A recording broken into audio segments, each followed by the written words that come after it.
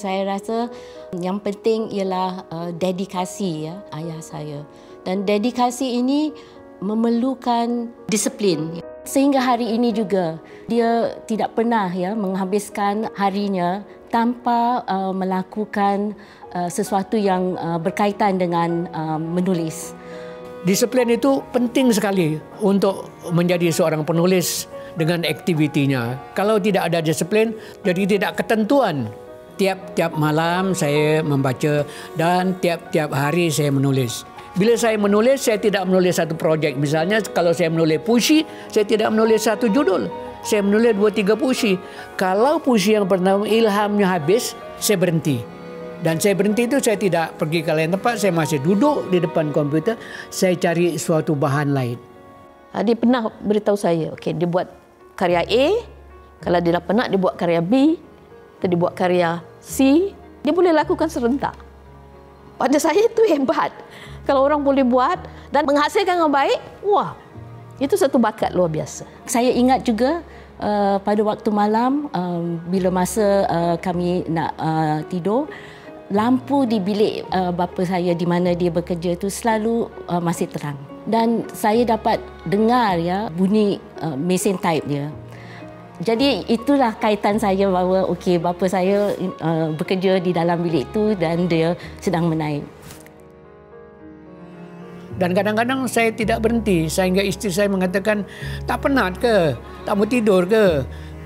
Tapi kerana benda-benda itu masih ada, kalau kita berhentikan, nanti terlupa dan akan hilang. Begitulah keadaan sebagai seorang penulis.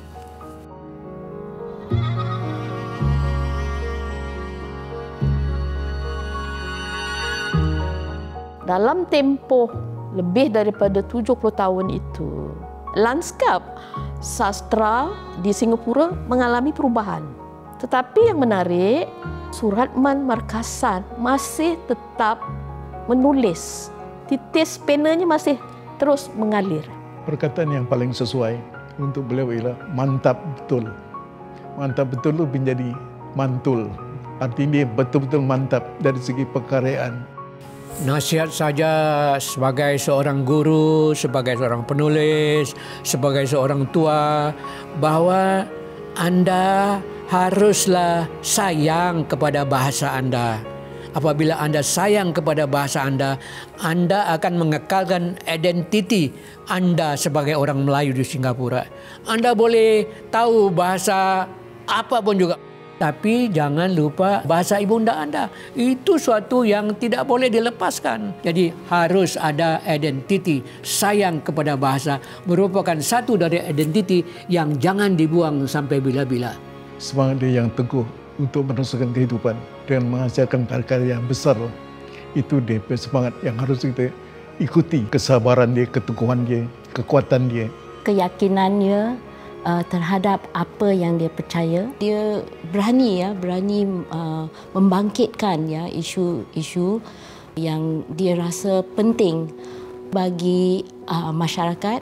Kalau Cikgu Suratman dengan usia yang demikian boleh terus berusaha memajukan diri dan memberi sumbangan kepada perjuangan yang dilakukannya sejak dia muda, kenapa tidak kita yang lain? Apa yang dilakukan oleh Cikgu Suratman juga banyak saya lakukan.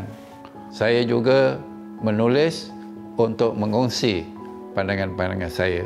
Saya menulis esei-esei mengenai masyarakat Melayu, masyarakat Islam. Saya juga berkhidmat dalam berbagai bidang, dari gerakan belia sehingga gerakan-gerakan sosial sebagainya. Jadi terima kasih Cikgu Suratman kerana membuka banyak harapan baru pada diri saya sendiri. Karya-karya beliau tu boleh menjadi bahan, bukan saja nak mengetahui tentang teknik penulisan, tapi juga untuk mengetahui sejarah masyarakat dan identiti masyarakat Melayu dari sejak zaman dahulu hingga kini. Jadi itu adalah sumber ilmu pengetahuan yang besar. Suratman Markasan sebagai seorang pejuang bahasa, pejuang bangsa, pejuang budaya, pejuang agama Islam. Itu rumusan saya. Tidak mudah, Tapi saya rasa mungkin segala sumbangan, segala kegiatan, segala ilmu yang dicurahkan dan diwariskan kepada kita generasi kini dan akan datang akan terus dihargai. Mudah-mudahan karya beliau terus abadi, menjadi inspirasi, menjadi motivasi penggerak kepada generasi muda dan juga pada golongan penulis. Terima kasih cikgu. Ya.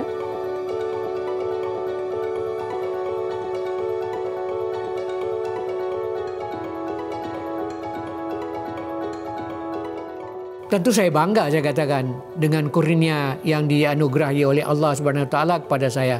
Tapi saya khawatir kebanggaan yang saya sebutkan itu menjadikan teman-teman penulis menggagas, ini orang yang mencari kebanggaan. Itu yang saya khawatir.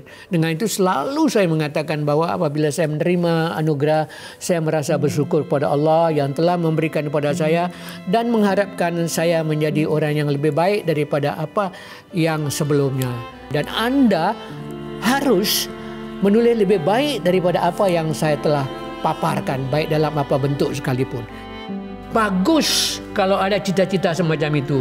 Tapi jangan menumpukan kepada seorang yang menjadi idola Anda. Jangan jadi seperti saya, jadi lebih daripada saya. Itu yang utama.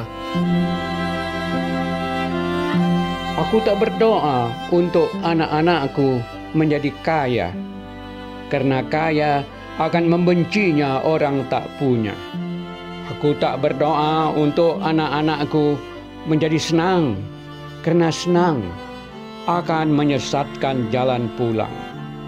Aku tak berdoa untuk anak-anakku menjadi orang berkuasa, karena yang berkuasa akan merampas kebebasan manusia. Aku hanya berdoa untuk anak-anakku bahagia di dunia, sentosa di akhirat, karena bahagia di dunia tak merampas uang ahli neraka. Sentosa di akhirat tak mencabut bahagia ahli surga.